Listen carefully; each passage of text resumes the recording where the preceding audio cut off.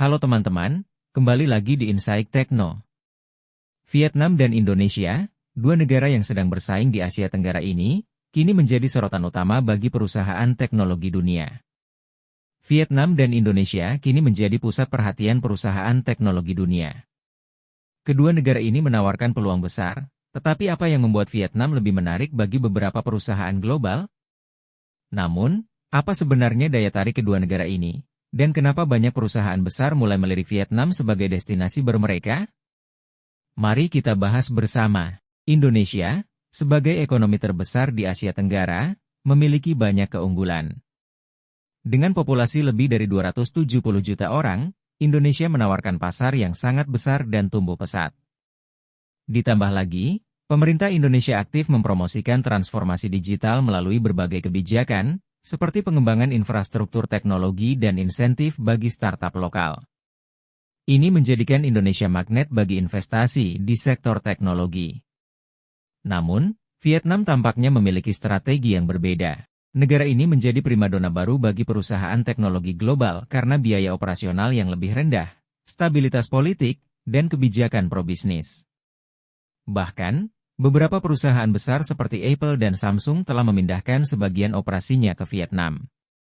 Kecepatan Vietnam dalam menyediakan infrastruktur dan tenaga kerja terlatih menjadi salah satu kunci sukses mereka.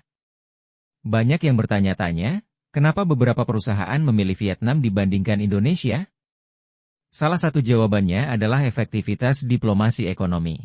Pemerintah Vietnam sangat proaktif dalam menarik investasi asing, bahkan menawarkan insentif pajak khusus dan perlakuan regulasi yang lebih fleksibel. Ini menciptakan ekosistem bisnis yang sangat mendukung. Namun, bukan berarti Indonesia kalah saing.